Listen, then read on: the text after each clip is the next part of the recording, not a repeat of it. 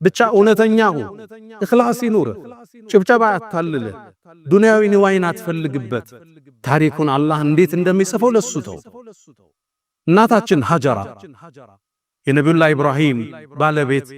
በረሃ ላይ ኢብራሂም አለይሂ ሰላም ጥለዋት ሄዱ ለማን ነው የምትተውን አንተ ኢብራሂም ለአላህ ተባለች አላህን ተማመነች ውሃ ፍለጋ ከሶፋና መርዋ 7 ጊዜ ተመላልሳለች ልብ በሉ ሀጀራ ያኔ በአላህ ተወክላ ሶፋና መርዋ ስትሮጥ ይሄ ሩጫዋ የዚህ የተከበረ ትውልድ ሱና እንደሚሆን ታውቅ ነበር አታቀማል ተስፋ መቁረጥ ውስጥ ብሶት ውስጥ ረሃብ ውስጥ ነች ግን አላህ ዘንድ ተመክታ ነበር ያን ሩጫዋን የዚህ ትውልድ የሐጅ ፕሮሰስ ውስጥ አላህ ከተተው ነብዩ አለይሂ ሰላቱ ወሰለም ሰሃባዎቹ ሶፋና መርዋ ተመላልሰዋል እኛም ሄደን ሶፋና መርዋ እንመላለሳለን እሷ ስትሮጠው አላሰበችም የዚህ ትውልድ ሱና መሆኑ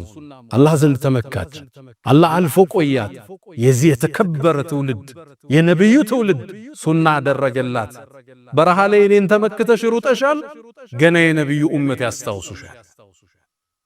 አለላ አርገን ታስበው ነገር ኢኽላሱ ካለ አላህ ዘንድ እርግጠኛ ከሆንክ አላህ የሚሰራው ነገር ሌላ ነው ሉጥፉላህ የጅሪ ወዐብዱሁ ላ የድሪ ይላሉ ሰለፎቹ የአላህ እዝነት እኮ ባሪያው ላይ ይፈሳል ባሪያው ግን አያውቅም ይላሉ አንተ ችግር ውስጥ ነህ አልተሳካልህ ዱንያው ቅርጽ አላዘለም ትዳሩም የሆነ ነገር አለው